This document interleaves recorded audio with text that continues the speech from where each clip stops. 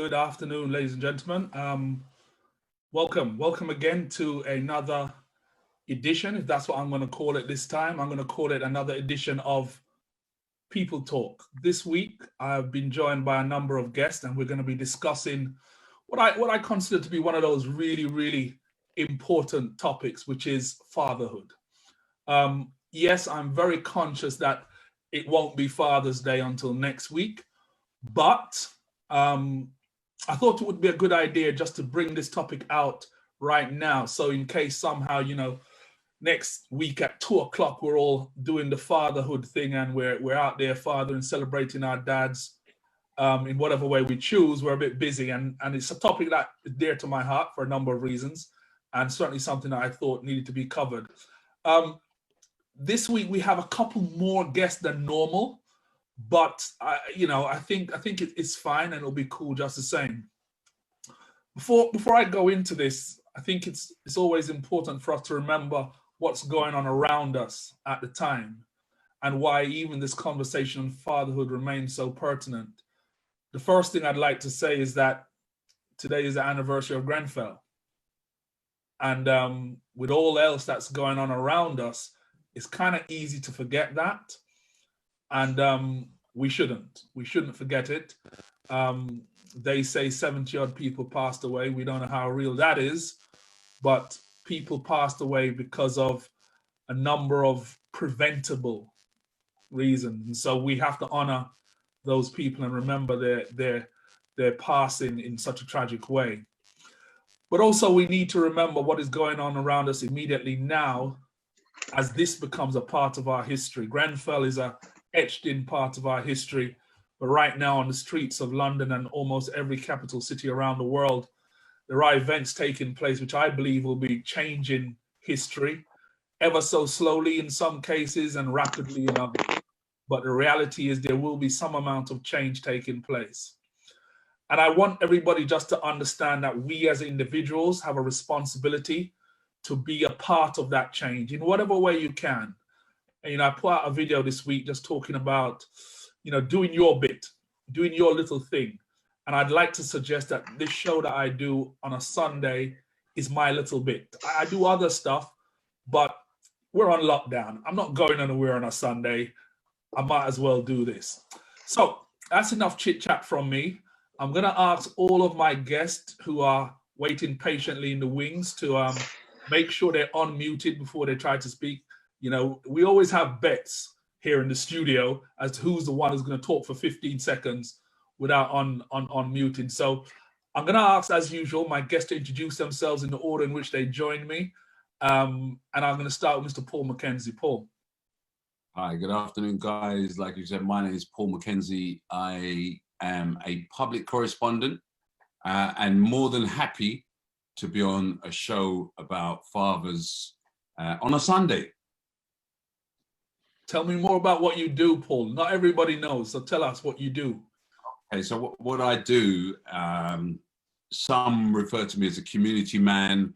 I do a lot of public corresponding on community issues, events for young people, and generally just advocating for change in the community. So I kind of discuss those topics that we like to sweep under the carpet and do that by way of video or in fact on the new social media platform I've launched, which is dedicated to raising awareness. Excellent, thank you, Paul. Bit strange saying thank you, Paul, so I'm talking to myself. The next gentleman, he's a younger father. I thought I'd balance out the old people who are yet to come. Mr. Harrison, I'm talking about you. Kojo, please introduce yourself. Thank you, Paul. My name's Kojo Sarpong. I am the father of 3 children. I am a head of housing for a local authority, and I'm also a professional photographer. And I'm also part of a group called Dope Black Dads, which deals with supporting Black fathers in the community and across the globe in relation to fatherhood and the issues that we face as Black fathers. And just so you guys are aware, I really like the name Dope Black Dads. Yeah, I really like that name, Dope Black Dads. And that's one of the central reasons why I made sure that I got Kojo on this, because it's very important that we hear from what I'm going to call a new generation of Black male organizations and not just the usual suspects. I'm going to go to Mr. James. James, will you want to introduce yourself, please? Hey everyone, I'm James Prosper. I've got a background in law, so I was a legal professional before, but now I'm a digital marketer for law firms, insurance companies, and just promoting online products. But I've also got a passion for African history, and I'm not a father, actually. Probably, I'm not even a parent. So it's just interesting to be on the call to have my perspective about someone who wants to be a future father and just see what I can contribute today. Okay, now we're gonna go to the Rose Among Thorns. I won't say anything more, just say Ms. Pam Rowe. Unmute yourself. Hi everyone, I'm Pam, as Paul has said. I'm an author, a social worker actually, and a businesswoman. Why am I interested in this today? Well, I've been a recipient of fatherhood. And I have some things to say from a perspective of being involved in that relationship. Thank you very much, Pam. And guys, don't be lulled into a false sense of security. Pam is not shy. Tony, Mr. Harrison, who are you? Yes, good morning, everybody. Good afternoon, even. My name's Tony Harrison. Sporting my newly found COVID-19 lockdown beard. Does it stay? Does it go? I'm taking a vote. Let me know. But aside from that, I am a father of two. I'm a grandfather of two. I am also one of the founding members of a organization named the 100 Black Men of London, which I'm very proud of, and been with them, which has now been going for 20 years or so. On a daytime basis, I run a personal development training organization. I'm commonly known as the Confidence Coach. And it's a bundle of training, mentoring, coaching, all towards making our tomorrows better than our yesterdays, simply put. That reaches out, to across all types of business, from community to corporate, from corporate to education. It goes right across the board as a business. Thank you, Tony. And yeah, Tony and I are both founding members of the 100. Anybody doesn't know. So typically, wherever I pop up, he pops up. That's sort of the way it goes. With or without that beard. Or the other way around. We'll still accept him with or without that beard. No, it's good. And look, the last person I'd like to introduce is a young man who had the extreme pleasure of meeting probably about 3-4 weeks ago. A week ago, he interviewed me, strangely enough, on the very topic of fatherhood. And last week during the week, and I'm going to talk your business out the road, he put a post up on Facebook. Well, I'll let him tell you what the post was and why I immediately sent him an interview due to this. I'm sure he'll remember what the post was. You need to unmute yourself.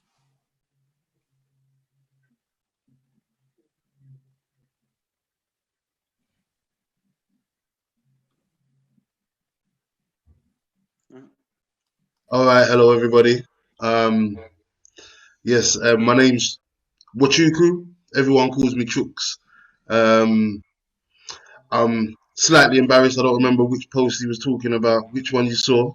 But Congratulations one. Which one? Sorry. Congratulations one. Oh, okay. Yes. All right. Soon to be a father. So my missus is currently 17 weeks pregnant, I believe. You know it's the first one, because they counted it. Yeah. It's the first one.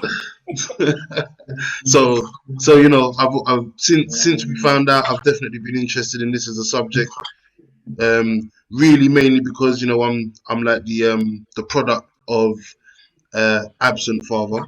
So I wasn't raised with a father in the home with, so that obviously posed many issues, but I'm definitely proactively sourcing information, knowledge, tools, skills for the time that's ahead for me. So yeah, the conversation I had with Paul a couple of weeks ago was really good, and that was sparked by his amazing book, 101 Lessons that he taught his son. So yeah, I'm really grateful for the invite, and I'm happy to be here and to learn and hear from you all. So yeah. Okay, I tell you what we're gonna do. We're gonna stick with you. Yeah, we're gonna stick All with right. you. And I just want to ask you, you can answer as much or as little as you want. That's obviously your freedom. Mhm. Where do you look for your inspirations in terms of fatherhood? You're a young guy, your first child is on its way, you've Mhm. made your statement about your father and experience. Where do you look for your fathering tips? What's your source? How are you feeling now that you've seen that positive? What's going through your head? Okay, so it's definitely, even though it's 17 weeks in, or not even 17, I think it's 16. But anyway, it's definitely been a process. It's definitely been a journey, of before my wife was pregnant. I've always kind of thought about what would I do, and I think my main focus has always been, I've always known what I wouldn't do, but I wasn't really aware of what I would do. Now, once then, as I say, your book was a great resource that I found. Just looking on, I went on Amazon and just looked for books that I could find that were relevant to Black fatherhood in specifically. Um, so yeah, I found that book, and it kind of gave me a blueprint and a way to think about something that I had no, what's the word, reference point for. So where I am now is, I'm looking back at my experiences with my friends and their fathers and how their fathers interacted with them.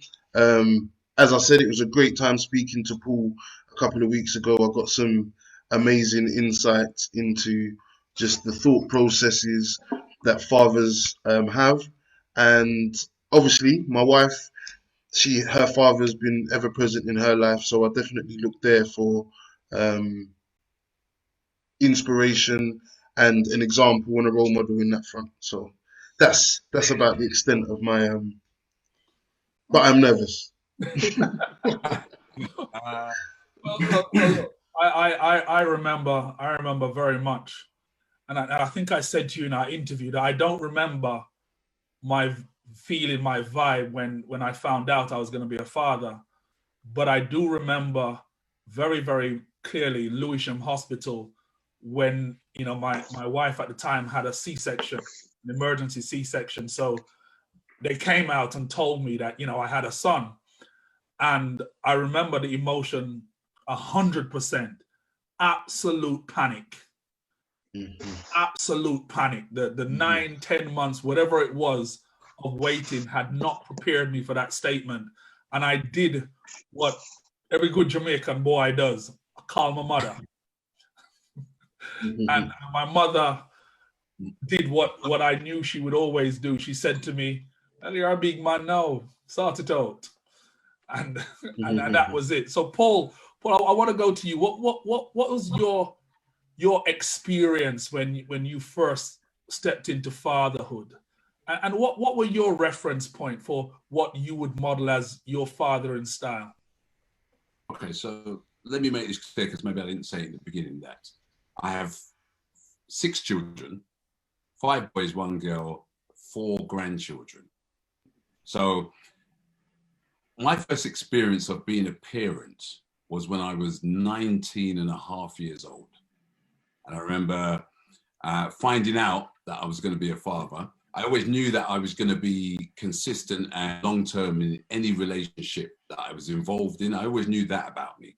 So when I found out I was going to be a father, it came as it was a massive shock because I just started a new job. You know, I was just getting my life together as a young man. And then to find out that I was going to be a father was almost like, it was a two-pronged thing. Either my life was over or my life was about to begin. And I had to make that decision. And that was one of the toughest decisions I ever made as a father. Because for me, you know, I was still at the point where I was raving. My friends were raving. They were all single. They were all seeing loads of different women. And I was at this stage where I had to make this decision as to what I was going to do. And in fact, what I was going to tell them. And that was one of the hardest things I experienced about fatherhood. Second thing was obviously you know, when the nurse said, "There's your son," and I almost dropped him, because it was like, this is tangible now. So, you know, during the pregnancy, there were ups and downs, ins and outs, and everybody on here who is a parent knows that the process of pregnancy is like this. Ups and downs, ups and downs, ups and downs. But it's something you have to continue with. There's so many, I would call them potentially good fathers, who don't go for the full journey. You know, they make an excuse and they duck out. But my experience was, by committing to that change in my life, was the best thing I ever did. So then he was born. And now I realized my life was for, what my values were for. You know, I came from a household where, you know, I saw a lot of domestic violence. So it was really, my big issue was, how do I deal with the times when, you know, I'm faced with conflicts, or I'm faced with my own personal frustrations, or I just want to go out and forget that I'm about to be a father? How do I deal with those issues? And I actually made a conscious decision to take that situation and grow from that situation. And it kind of helped me through every other pregnancy. You know, all my other children, you know, when I found out I was going to be a father, again, obviously I was like, oh, wrong time. Oh my God, it's always a... But then I kind of adapted really quickly because of that frame of reference that I adopted on my first son. So then we got to, you know, because I'm the only boy, I've got 5 sisters. So even my sisters were looking to me to say, what's he going to do? What's he going to do as the only boy in the family? So there was a lot of responsibility on my shoulders, but not as much responsibility as just committing. Just saying, yes, this is my son, you know, he's about to be born and I'm going to be in his life forever. And that was the best decision I ever made. Because for me, the relationship I have with all of my children now is based on that one decision to be in their lives forever. And so even with my grandchildren, it's the same thing. We speak on the phone every single day. I mean, my sons are, they're a bit of a nuisance because they're always checking on dad. We're always checking on, they don't do anything without calling me. And I firmly believe that that was all because of that single decision I made to stick around. I got so many friends, or I had friends at the time, who would phone me up and say, oh, I've got this woman pregnant, but I'm not gonna be around. I'm gonna tell her to get rid of it. I don't want it. And my advice for them was always, that's your responsibility. You did that, both of you did that. If she doesn't want to get rid of it, why should you try and force her to get rid of it? Or why should you try and say that you're gonna duck out and run? So people stopped calling me because they just wanted to duck out and not take that responsibility on. But for me, you know, my beliefs and value systems formed, I believe, when I was 19 years and 6 months old, when I found out that I was about to be a father. So even before the ups and downs, the morning sickness and all of that, I made that decision that I was going to follow that process. And I guess what I'm trying to say in a nutshell is that to be a father, to accept that responsibility as a father, is one of the biggest responsibilities you can ever accept. And it's one that is so easily ducked out of by so many men. So it's so pleasurable to be here amongst people that are like-minded, because I believe that when a young man finds out he's going to be a father, it's that fight or flight thing that happens instinctively because of the responsibility. So for me, You know, being a father is the best thing I've ever done. Being a grandfather was scary, because I had to say to my son there, what do you mean you're having pitney? What do you mean you're having? But that's the reality. And that's the responsibility now, is not for me just with my children, but for me to be a role model now to my grandchildren. And all of that started from a single decision to stay. Thank you so much, Paul. Pam, I want to ask you a slightly different question, because obviously you're not a father. I'm going to ask you, do you feel, you heard what Paul said about the great, big, strong responsibility. And I don't want us to be too fluffy. I want to ask this hard question, which I'm going to ask the other contributors to answer as well. Are we living in a time where there's a crisis of fatherhood? I would say so, Paul. Why am I saying that? Just listening to the last speaker, there's some thoughts I had as he spoke, and one of them was, wow, I wish we would have conversations about what it means to be a father before, during, and even at the point of just after birth. I wish we would talk about the role, the responsibility, and the speaker was talking about the background, the history, and of course it leaves all of us being a certain way when it comes to being a parent. But I don't think, as a Black community, and I know the history, right? I understand why it's the way it is, that we actually make this a conscious, deliberate, and purposeful effort. I'm generalizing, so I hope some people do that. But in my experience... That's perfectly fine. This is my show. We're allowed to generalize all we want. Okay, so in my experience, and I'm talking about my girlfriends, right? Or my years of friendships with people, we're struggling, actually. We're struggling as women. And it may be a lot to do with our choices and our sense of what a father should do, should be, what relationships we should have. But I'm telling you, I think there's a crisis, because I think our children need us. Our boys in particular need us.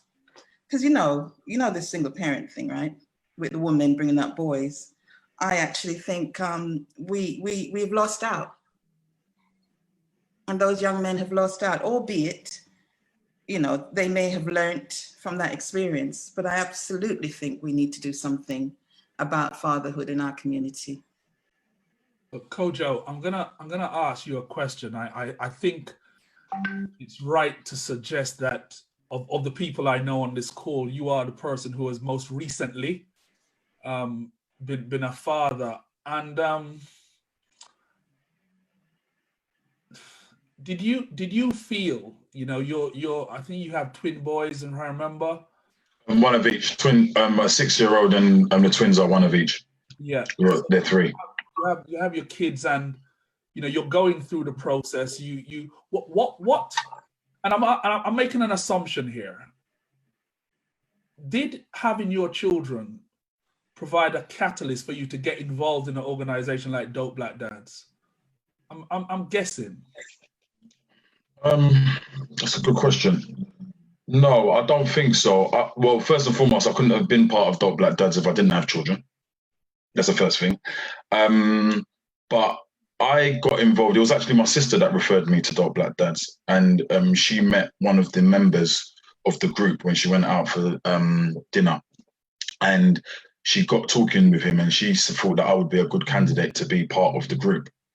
And I got involved because all of my friends, it's interesting what Pam says, because all of my friends are involved in their children's lives. I don't know any people who are my friends who are not an active part of their children's life, irrespective of whether they are with the mother of those children. So this narrative of us Black fathers being absent is something that I know exists, but it's not something that I see on a regular basis. So I wanted to join that group to meet other people who were outside of my circle who were involved in their children's lives. Now, in the group, not everybody is, some people may not have access to their children for various reasons, or, you know, they live away from their children and they're trying to be a better father and what have you. But for me, it was more about having like-minded people and also learning from people about fatherhood, because everybody's got different experiences. I'm not sure if that's answered your question. It does indeed. It does indeed. Now I'm going to go to the oldest person on the panel by far. You can roll your eye till thy kingdom come. You know it's you me talk about, Tony. Yeah. Don't let me put you out there, you know. Tony, we met, and you know, I'll reveal something about why I joined the 100 Black Men of London, and you'll understand why I asked you the question I did, Kojo. So I joined the 100 because at the time I had my first and only child. He would have been around 4.5 at the time, and I had no context of raising a young man in London. I had or England. I had no context. I wasn't brought up here. I didn't know that many men to reference. And the 100 Black Men of London striked me as an opportunity to mix with men who were thinking similarly, not exactly the same, but similarly. And that's where I met people like Tony. And, you know, I know of Tony's children. I knew the journeys that we took. Tony, what would you say between now and those days? What would you say was the biggest challenge you had as a father, as a Black father? What would you say is the biggest challenge you had? Wasn't expecting that question. Okay. The biggest challenge for me,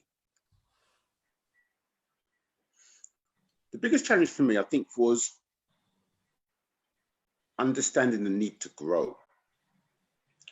What I knew at my starting point wasn't what I was going to need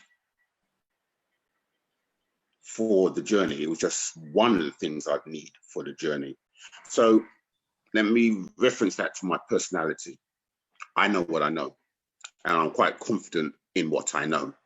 I speak firmly in my beliefs, and I like to feel that I research what I'm about. So when I act in the knowledge which is available. But being a father, right? One of the things for me that is clear is that as much as you have your bedrock, you have your foundation, you are who you are, you have to be prepared to be flexible. You have to be prepared to face circumstances and situations which sometimes you know nothing about. You have to be able to find solutions. Sometimes the solution you find is that you do nothing. You watch, you wait, you allow things to progress. But another time, the solution has to be strong, immediate, firm, and directive. So that process of having to continuously grow, right, in an area which, like myself, like everybody else, when you have your first child, you've never done it before, so it's a new experience. And I'll go further to say, and I'm sure anybody who has more than one child will agree with me, that the things you use with one child are not necessarily the things you would use with the other child. So if you've got two children, it might be two completely different experiences. Paul, in your experience, you may find that you had 5 or 6 entirely different experiences. But to keep up with the need of growing on a daily basis, I think that surprised me, and I had to grow into that as quickly as I possibly could. Okay, thank you, James. James, I want to ask you. You know, you're not a father yet. Your partner, if you have one right now, is not expecting yet. Not that I know about. No. No, we know. No, we know about. You know, you're listening to guys, you know, who are either on that journey or finished that journey for now. Because I know Paul, you know, 6. Let's go for the football team, dude. 5-a-sided. 5-a-side and sub. How do you make your frame of reference around fatherhood? you don't have to get personal if you don't want to. But what was your fatherhood experience that is guiding you? Good, bad, indifferent? So from my perspective, because obviously not being a father, I still have, father role models, my own dad, different men that were in my life, especially black men who I looked up to give me a frame of reference about the type of man that I should be, as opposed to, thinking about fatherhood as being a father. I look at it like being a man. And I see, I did martial arts when I was younger. Like my mum, she enrolled me in a martial arts school that was full of black men, just probably like 40 black men, all teaching me how to kick and jump over things. And just to see, a group of people that were older than me to give me the tools to be a better man, and actually their kids as well. I would end up training their younger children in the actual martial arts school and learning what it's like to be a father figure or a black male role model. That's probably the most important thing for me. And I think just I've always got a perspective about what men should do in terms of like their roles in relation to motherhood, let's say, for example. So our ability to protect and provide, that should be the only kind of fundamental position that we should have. And if you think about the female role, to nurture, to teach, those are like natural inclinations that men and women should have. And sometimes the roles get messed up. And actually, looking at our history, and particularly I can always talk about Black Britons, people in this country, it's been disrupted. So there are women that have been either forced into the make-believe father role, and there are non-existent fathers in people's lives. I grew up with my dad was in the household, wasn't around as much as I would like, but I had all of these extra external forces, and the books that I read as well. Like I learned about so many black heroes, black men of value in our community that I could envisage them as leaders too. So there's different sources that we can get. And just from me personally, planning for the future, my aim was I just couldn't have children until I knew that I was all right. So if I wasn't ticking the box of protect and provide, I could have had tons of babies already by now. But the purpose of being the better version of myself, so when I am ready to have children, they can essentially get everything they need from me, and I can protect them, and I can provide for them, and I can be there for them as well. But in terms of doing my part, that's what my focus should be. It shouldn't even be about having children before I'm ready or before I'm married, or just having a good foundation. And actually, a lot of the advice that I've been given from the father figures that I have, they said, don't have kids yet. Try not to have kids too young, because that type of pressure, it can be a real restriction on the capability. I'm not saying, obviously things happen, right? You love your children, whatever happens, and they're always going to come into the world at the right time. There's never like a right time for that to happen. And all of my friends, they have children as well, so I'm kind of like Uncle James. But just having my own independent experience about black male role models, that's given me the reference. And now I know when I do have children, I'm more than ready, because I've surrounded myself with other black fathers who can give me advice, but I also, I'm a man, so I can share my experiences as well. So that's my perspective: protect and provide. All right, Chucks, just a quick question, mate. What James just talked about, and you're still on mute, by the way. What James just talked about was in and around being ready. Are you ready? Yeah, I am. I was listening to James speak just now, and I was there were a lot of things that he said that resonated with the journey that I've taken and the place that I'm at now. I was very much of the mind state of I am not having a child until I'm ready. I haven't always been this delightful human being that you see sitting in front of you today. I've lived a life, but the one thing that I did know, the one thing that kind of, obviously I'm not 100%. No one's perfect at everything, but I'd say and one of the very few rare things that I was disciplined with was doing my best to ensure that I was not in a situation that I couldn't handle in regard to being a father, because I place so much value on that role and on the importance of that role to a child. So, in answer to your question, yeah, I'm ready. I feel like I've lived enough life. I've set enough foundations, and I'm with the right person. So that's as much planning as you can do. And I feel like the conversations that I have had, where I'm, even though maybe compared to you, Paul, no disrespect, I might be a young person, but to me, I feel like I'm getting towards the higher end of when people have their first child. So but I've always heard that not to rush. When I'm in that conversation of, it's got to be that time soon, and people always told me it's don't rush. Like it's that time will come when it's that time, and all of these things. And yeah, the time is here, and I'm definitely ready. I feel like I'm equipped with the tools to create a serious child in this world, man. Tony, I'm going to ask you a quick question, which came from Pam, and I'm going to ask Kojo and Paul the same question. So be prepared for this question.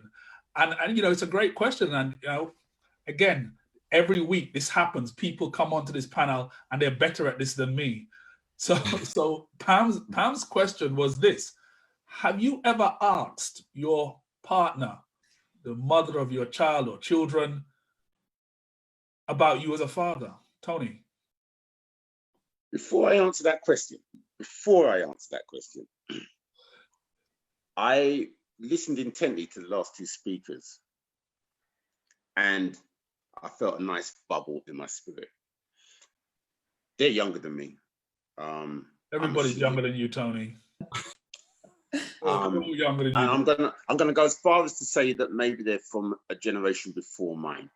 And hearing their answers to the readiness of being a father, right? It's encouraging. It's the type of message that I love to hear, and it fills me with hope. For myself, my background, if I just share some insight, I was brought up in a two-parent family, right? My father was very active. My mother was like the most important person in my life, as for most young people. She passed when I was 17, unfortunately. I remember that growing up within a good old-fashioned Pentecostal church environment where my father was the deacon and his best friend was the pastor, and we'd be going to, I would be always in my dad's car when he goes out, which would be invariably to a church member's house or to a church meeting.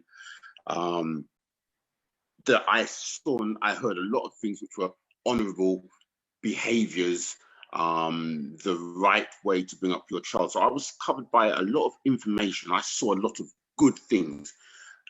These things prepared me to be what I believe a good man. But what I realized quite quickly once I became a father, they had not prepared me to be a father. So my background was really, really strong, and I knew what it was to be a man. I knew what was expected of a man, yeah, because I had been brought up in an environment that showed me through their actions what being a good man was. But I wasn't so clear on what it was to be a good father.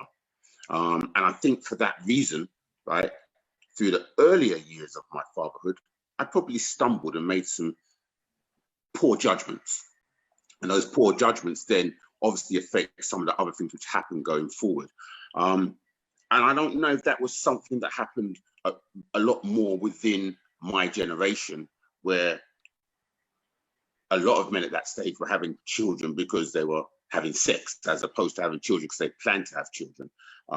Whereas the last two speakers have quite clearly said they've waited until they felt ready to be a father before they stepped into that shoes. So I just thought that was interesting to hear and to show from the other side of the coin what my journey to fatherhood looked like. Now, in answer to the question you asked me, what would my the mother of my children, would she say that I'm a good father?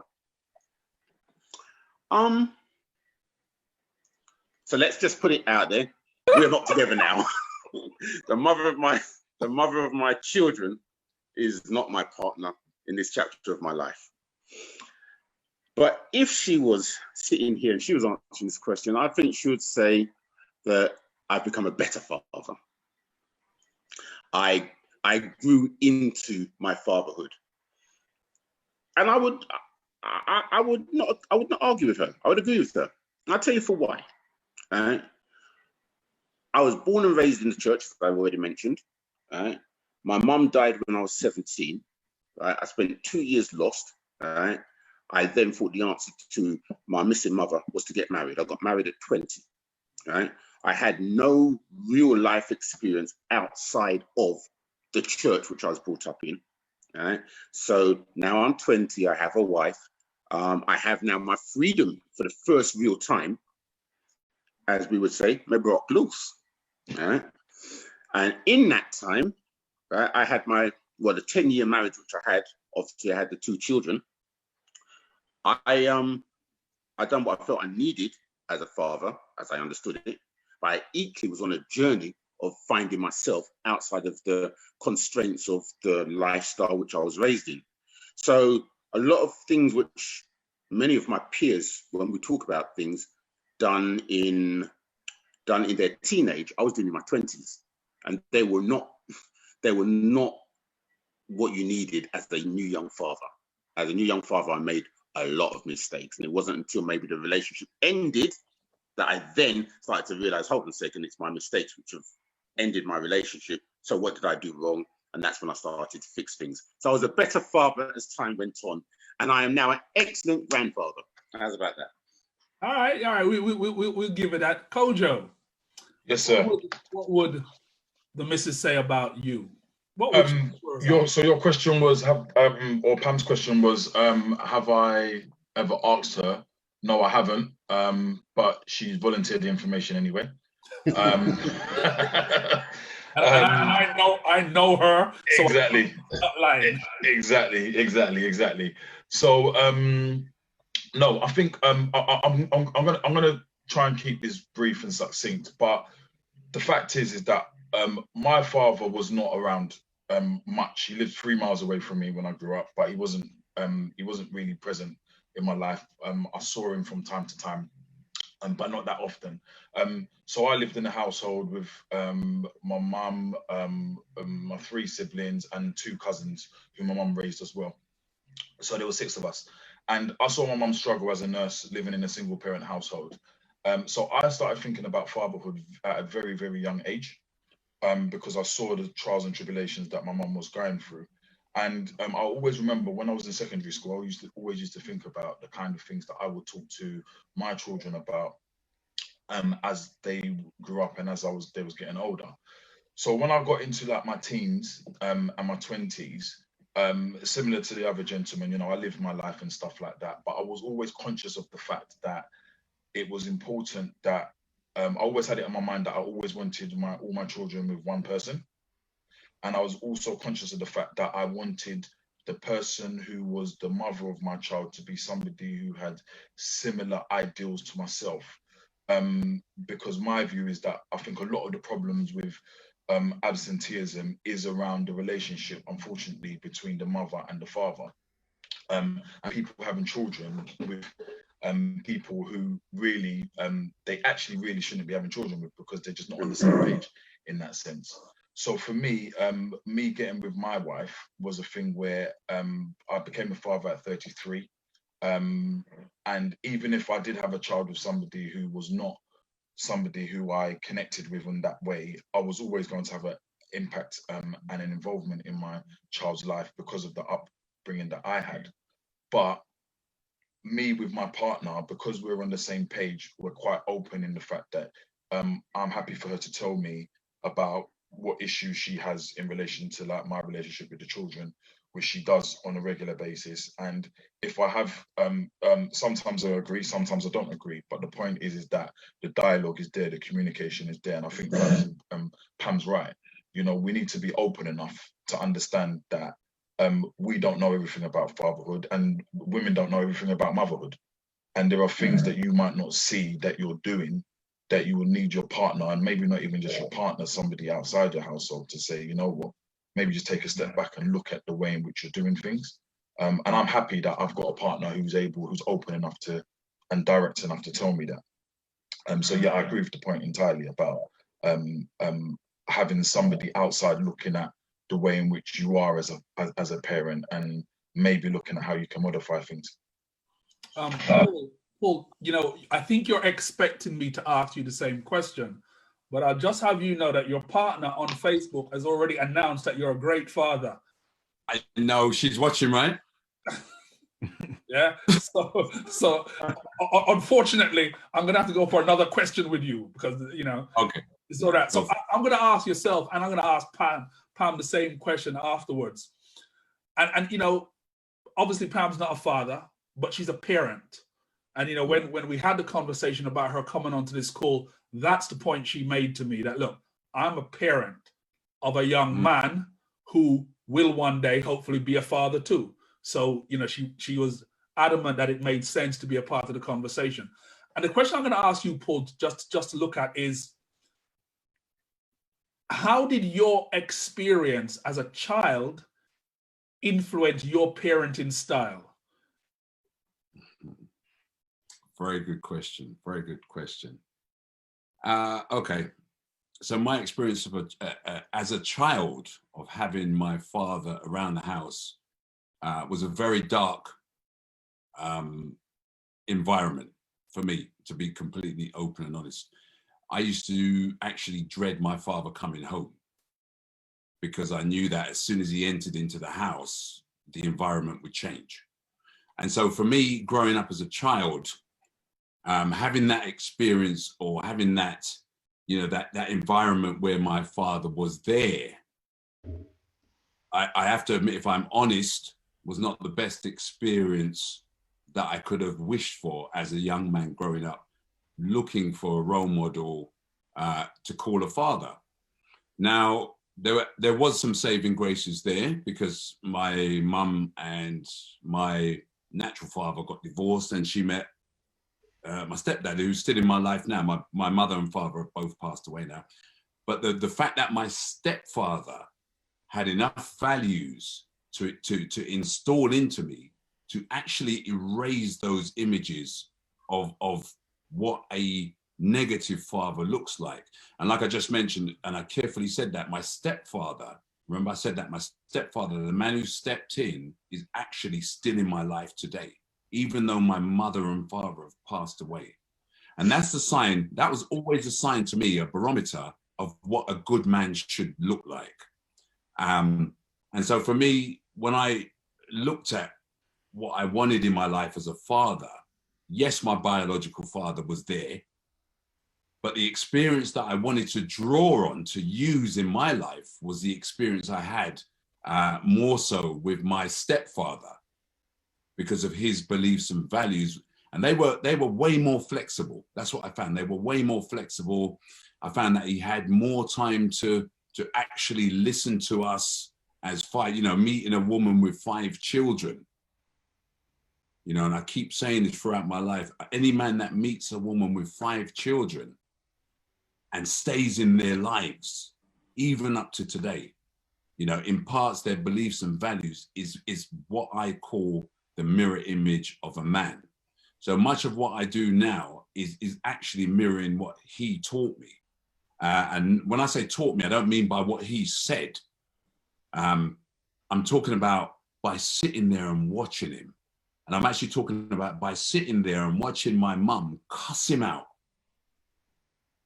Fix up. I remember saying to him, you need to fix up, but actually watching him listen and fixing up.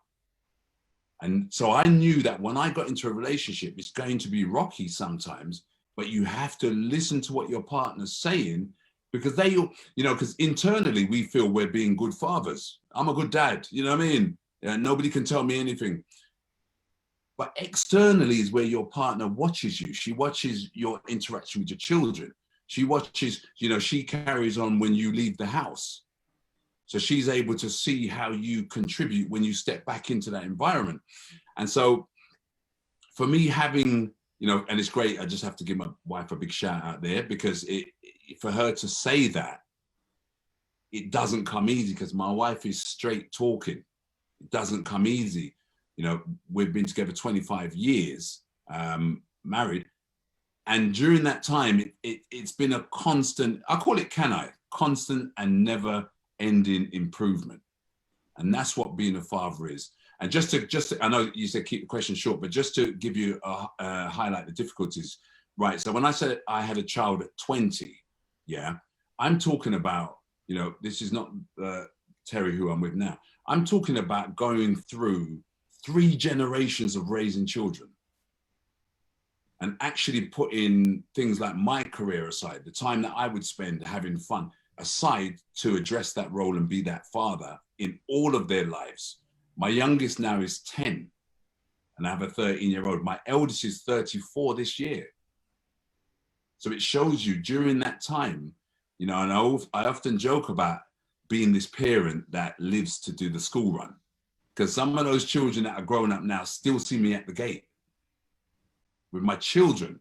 So for me, am I a good father? Would she see me as a good father? I think she sees me as a man that is consistent, a man that tries very hard, you know, a man that's always going to be there. She knows that much. She knows I'm always going to be there. And I think that the fact that your partner knows that you're always going to be there, even if you have the worst argument ever, even if you go through financial crisis, whatever you may be going through, you know that you're going to continue that journey together. And one thing that springs to mind is the way my sons interact by seeing that. So they see that's a realistic relationship. You know, sometimes what we talk about spill out into the, you know, but we solve those. They see a solution happening there. And so for me, my 2 last sons have actually been privy to me at this age, having learned everything. So they get those values and beliefs, and they actually know, because, you know, we might have a little tiff and I might say, oh, you know, I think you're wrong. I think you're right. And I look over to my sons and I see them going, Dad, you might be wrong. And that's enough for me to know that they're learning how to be responsible in a real relationship. So again, the question is a great question. And yes, she does pick me up, and it's all about constant and never ending improvement. You have to be flexible. Pam, let me ask you the question as a mother.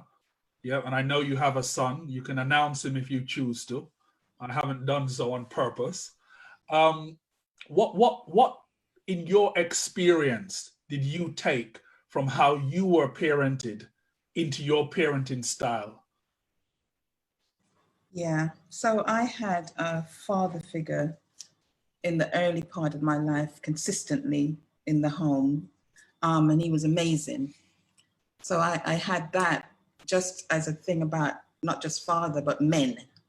You know, I was brought up in Jamaica in a household in my early days where there was a man fulfilling his role and, you know, a woman likewise. So thank God I had that bedrock, because I didn't after that. After that, what I had was a matriarchal environment in every country that I've lived in. It was the woman, my mother, etc., my aunt, who dominated the household because there wasn't a father figure.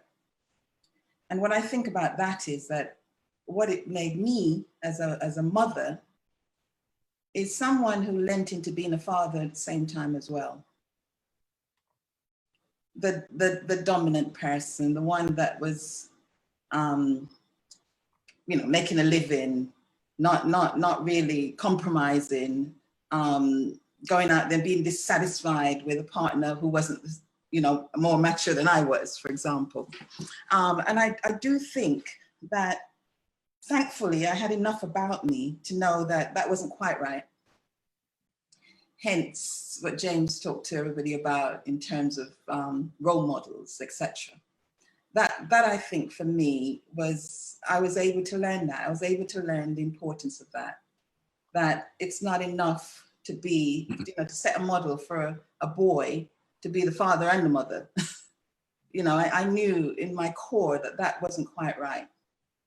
Hence, I was active, consciously active about giving him opportunities, including with his own father, but opportunities to understand what it is to be a man. So I am in line with what James is saying, that it's not enough to be a mother. And it's not enough to be a mother-father either, which is how I would describe how I was. Shooks, I want to ask you probably a similar sort of question. So, you know, you're on the cusp of fatherhood. You know, you've already said that, you know, your father wasn't around. What lessons have you learned from that experience that you're taking forward? Right, that's a deep one, if I'm honest with you. Like I said previously, the main lesson and the first lesson that's been an ever constant is don't leave. Kind of similar to what Paul said. Like I can't say always. It's been a process. Just to quickly take you through the process. As a really young child, I don't remember really caring that he wasn't there, if I'm honest. I've got a vague memory of receiving like a birthday card, making some form of promise to be there for the next one, and that not happening. So on some level, that must have touched me at some point, but I don't have any memory of sitting by a window waiting, or you know those things, those stories that you hear. So that was the young stage. Then I've moved and got a little bit older into teenage stage, where I'm a bit more aware of myself and a bit more aware of father's existences. And I've listened a few times outside my mum's door while she's talking to friends about certain situations that as a youth you're not supposed to really be hearing. So I'm building up this impression and this picture of who and what he is and what he's about. So that's when the anger comes in. And as I'm getting older, um, I'm very angry at him. I'm very. It's a. I don't know. The only way I can describe it is it was always I was always of the mind frame of like on site. When I see this man, it's on. Like that's when I was young teenager to early 20s. That was my mind state. And then the good thing that my mum did, kind of piggybacking off what Auntie Pam said down there.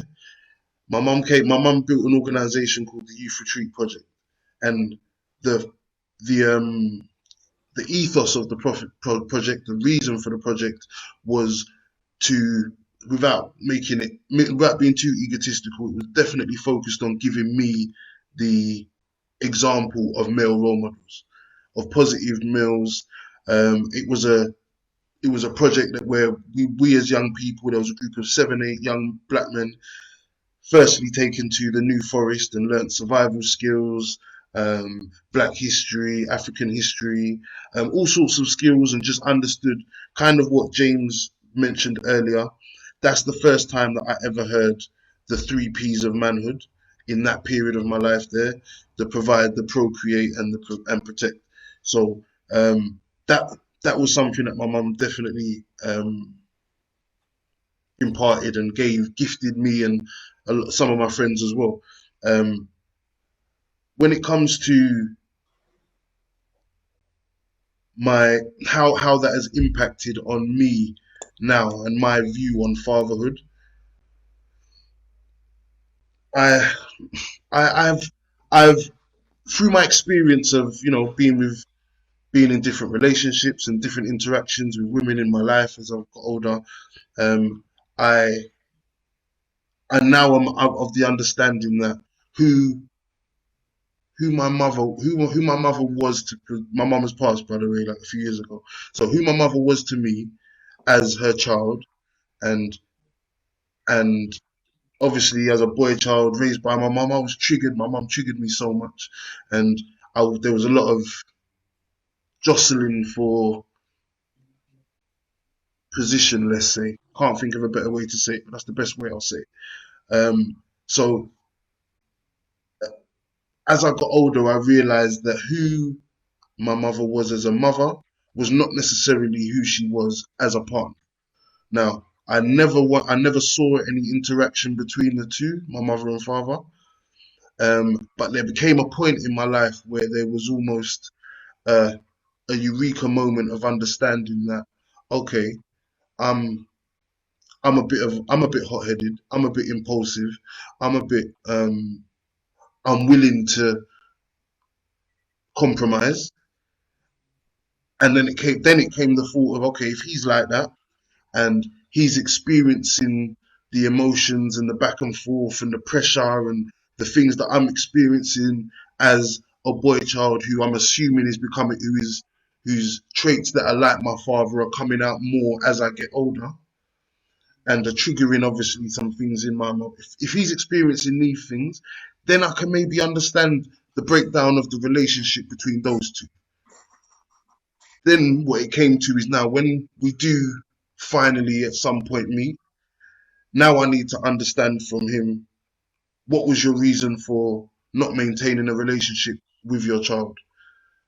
So it's a double-edged sword where you understand the breakdown of a relationship, you understand that possibly there's some level of blame in not making it a comfortable environment for him to necessarily come into, which I don't know. This is all just hypotheticals. But then there's that core value of what I call the core value of being a father, which is being like I can't remember who said it a little while ago, but just always being there. Everybody understanding that no matter what happens, you can rely on me. Do you understand? So that's how it's impacted on me. And just to quickly piggyback on it before I go, is just to say that I talk to my friends about this a bit, where I say sometimes I wonder if the fact of being raised with an absent father, or like Paul said earlier, a father that is maybe abusive or is just not ideal, whether that is what forges a lot of the good fathers in this world. That from what I've seen, a lot of people that have kind of had the archetypal, great father, like hasn't wanted for anything, can always turn to dad for either backup, can always turn to dad for support or advice. Those people sometimes do underestimate the importance of their role. And I do think that a lot can be said for being deprived of that, contributing to you taking more ownership of that role. But I do think the main thing that impacts is how aware you are. A lot of people aren't self-aware, so they will just go through and almost be living their life on autopilot. If you're an introspective person who actually analyzes the impact of your life, I feel like a negative experience with your father or a parent, full stop, can and should make you a better version of them when your time comes. Thank you so much. Kojo, my question is very similar. You've already told us that you grew up with your mom, and that was how you were brought up. Has, because it doesn't have to, has the absence of a father impacted how you father your children? Yeah, most definitely. So I've said this a number of occasions. In terms of my father, he taught me how not to do things. So for me, the fact that he wasn't present, the fact that I saw my mum struggling in the way in which she struggled, I clearly didn't want to be responsible for seeing another woman who bared my children being in that position. So that was definitely a big influencer in relation to me ensuring that, I suppose that was part of the reason why I wanted all of my children with one person, and I wanted to be with that person. So yeah, definitely the way in which my father was not there and the things that I potentially missed out on has definitely impacted on the way in which I conduct myself and the way in which I believe that I need to be present for my children and being a part of their lives. Now, guys, it's been a hell of a conversation. We're already past the hour, but I'm not going to go without giving James a bit of a present. Yep, because one of the things that we've spoken about, I know we speak about it a lot at the 100. I have no doubt, Kojo, you guys talk about it. I know Paul talks about this in some of the stuff we do, is about role modeling and about providing those footsteps, those footprints for those who come next. So what I'm going to do is I'm going to ask each of you, starting with Tony, and I'm going to end with Pam. And, you know, Pam and James know why. I'm going to end with Pam. The advice, you know, Chooks, you can take some of this too, because your journey's there. But I'm going to start with Tony. Tony, these two young men, they're on the cusp of fatherhood, and eventually we know James is going to make his mom a grandmother. What advice would you give him, Tony? What's the advice that your years of being a father, what advice would you give them both?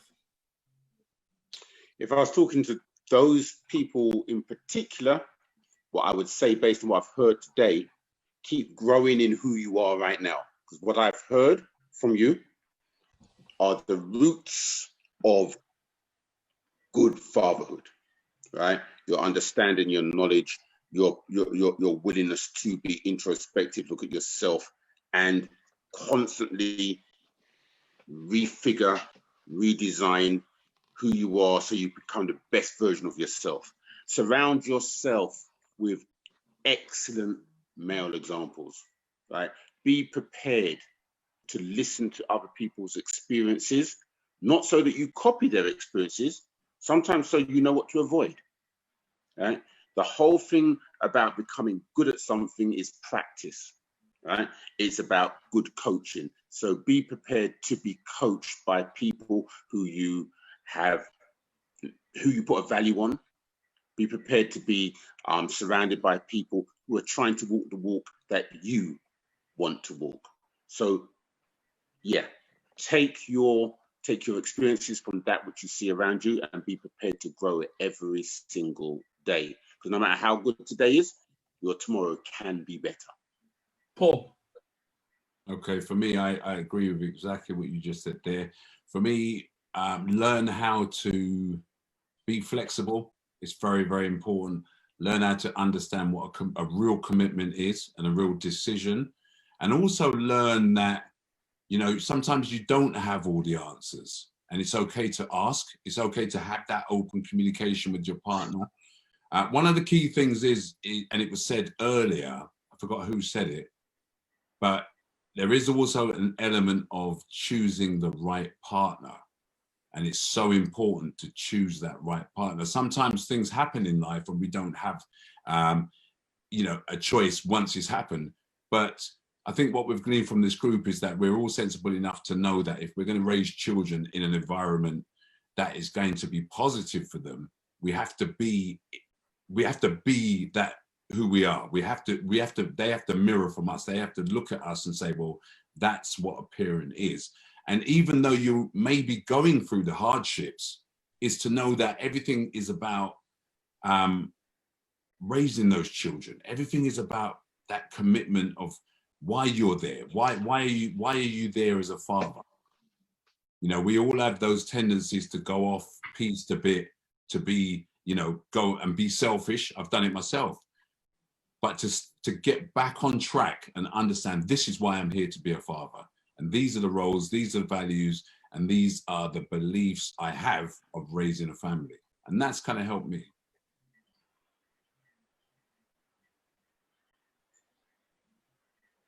Oh, you're on mute. And you knew I was talking to you, which is good. What would you advise these two young men?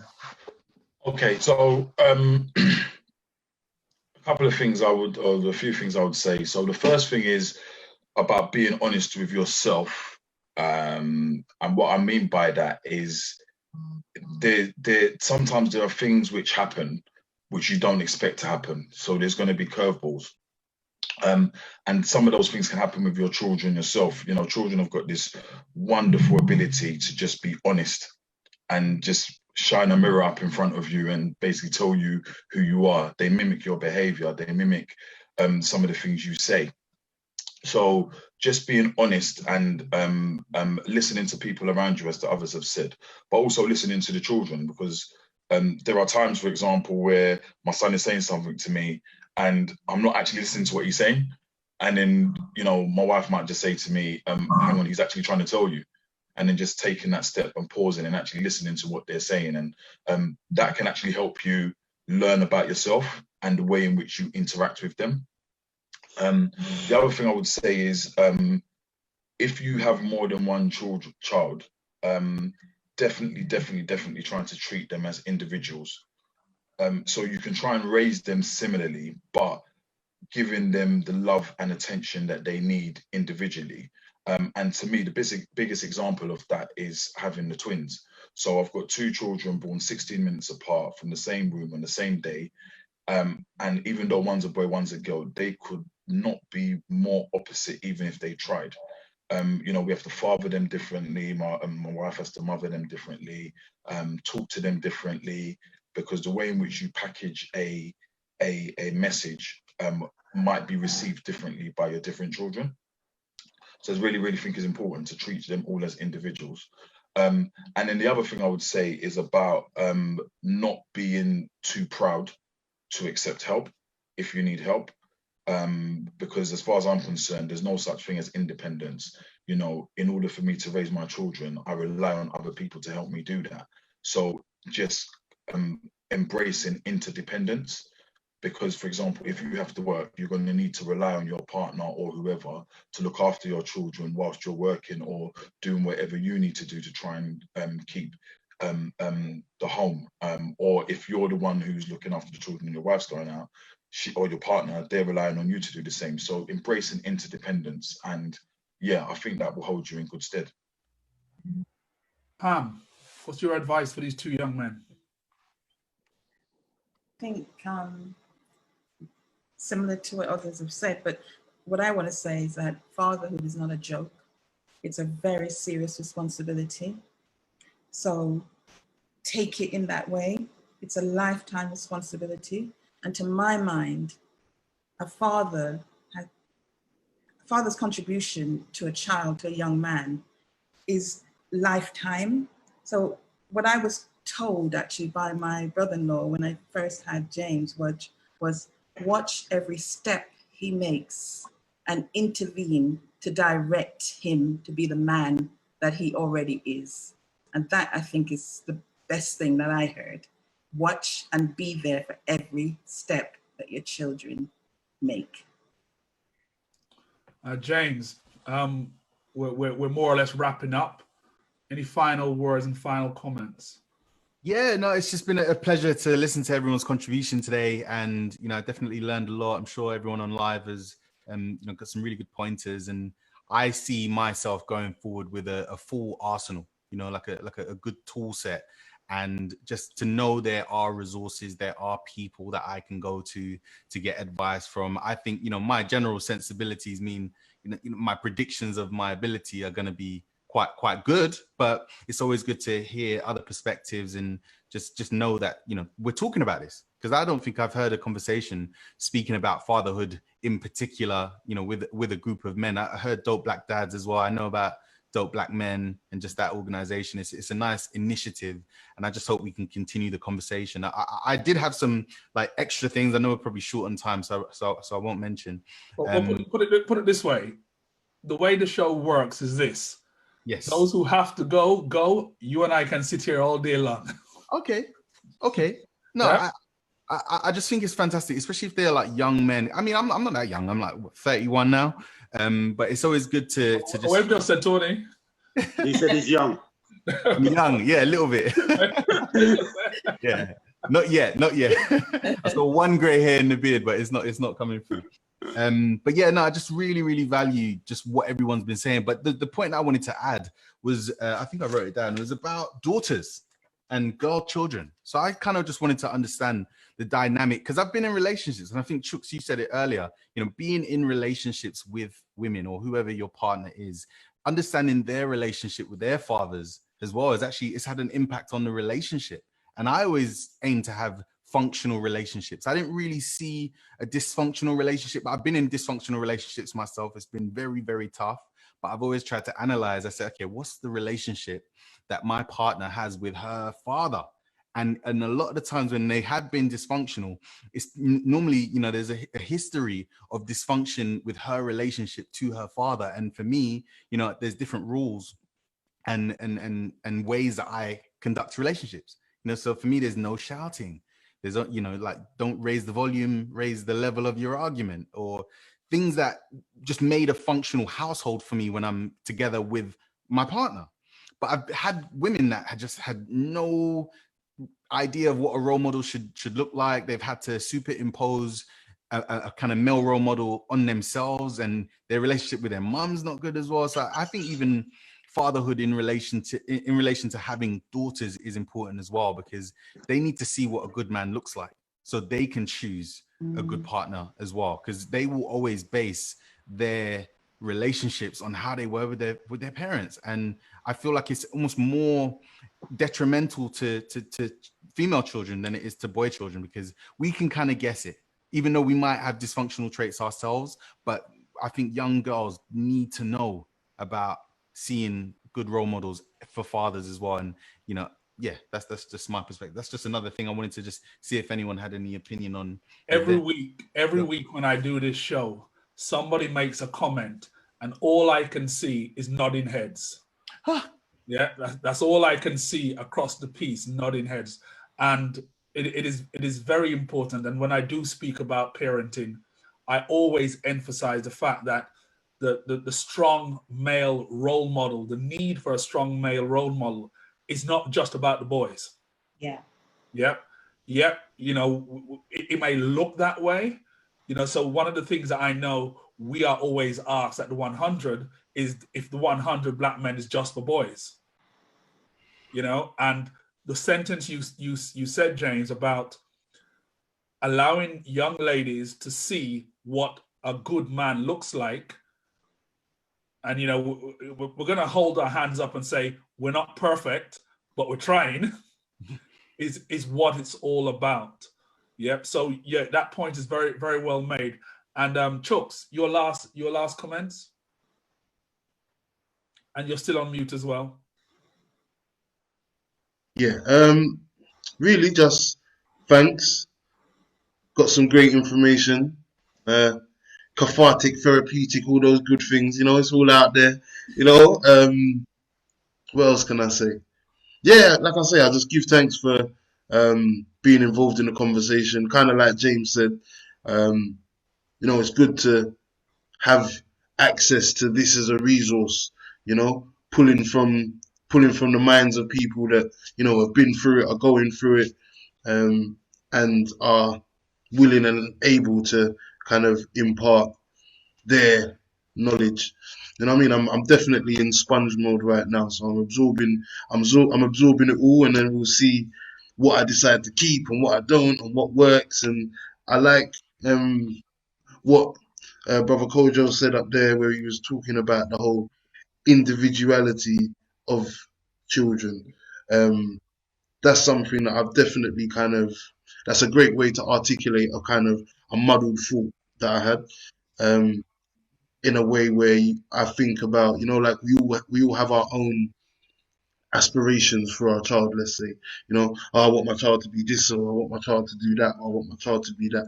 And I think it's such an important thing that I hope when that time comes and I'm confronted with my child wanting to go left and I want them to go right, I'm able to stand firm in the truth that I'd like to say I've got, of letting them go and, you know, explore who they are as a person, rather than you know, digging a furrowed path and making them walk that line.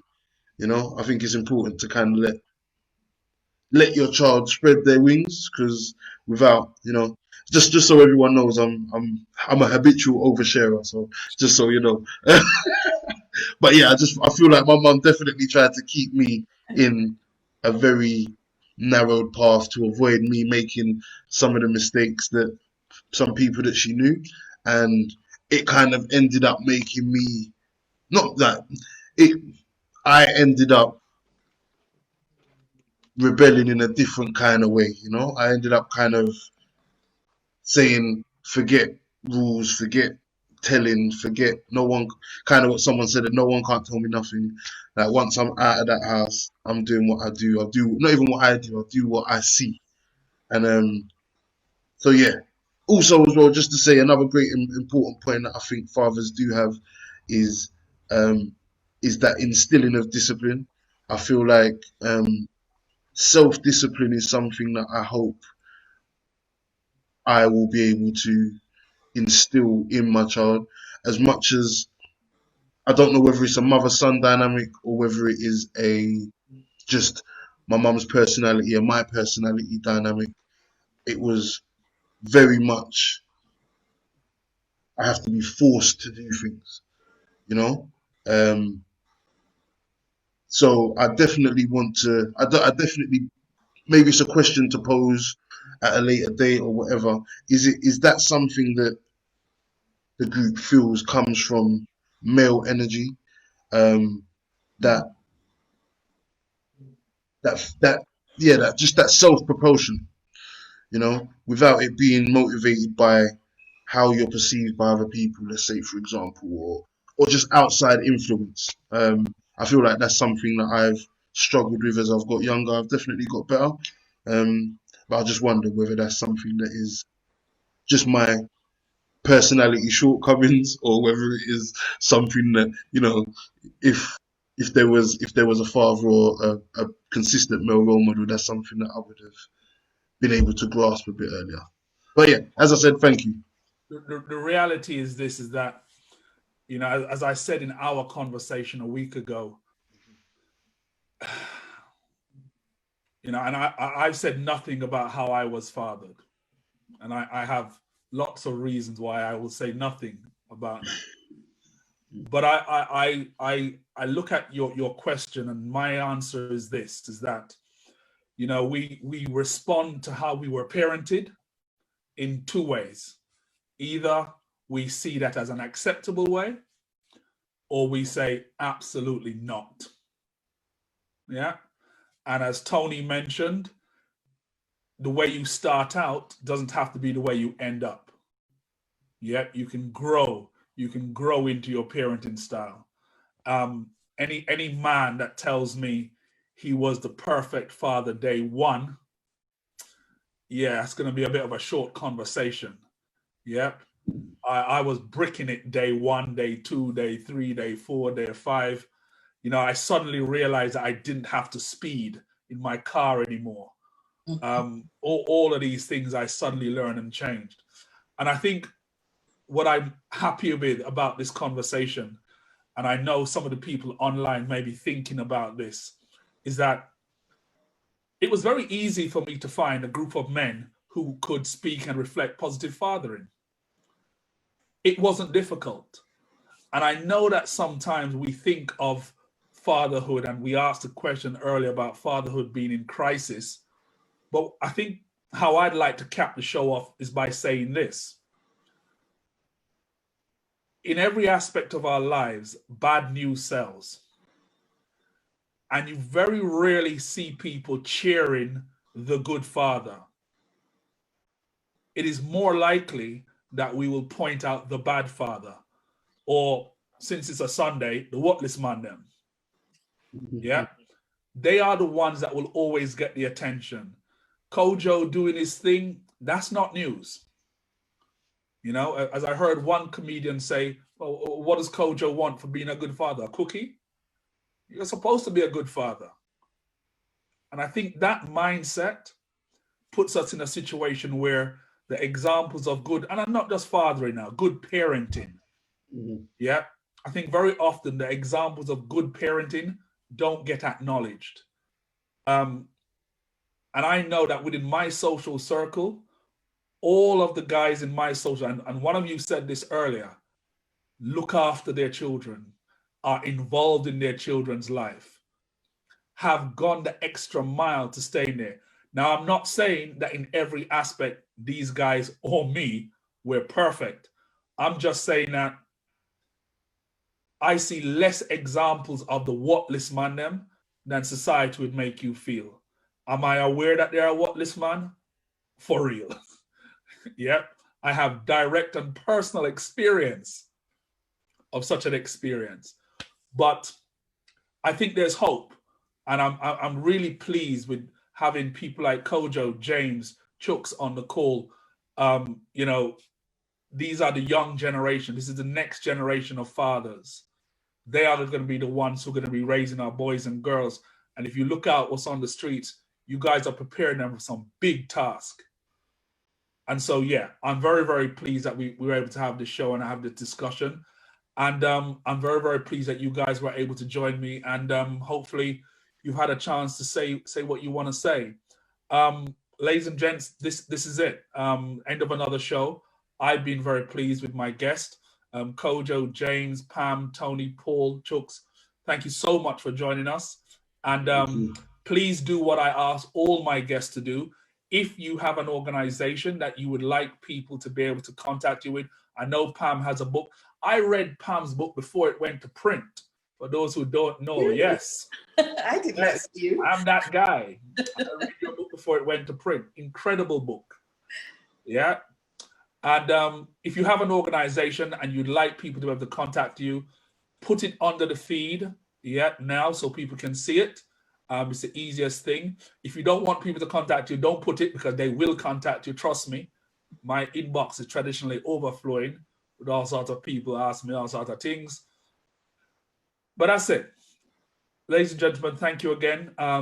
Next week, we'll have another edition of People Talk. Haven't yet decided the topic, but by Wednesday, you'll know what it is. Thank you so much for joining us. Bye-bye. Thank you, Paul.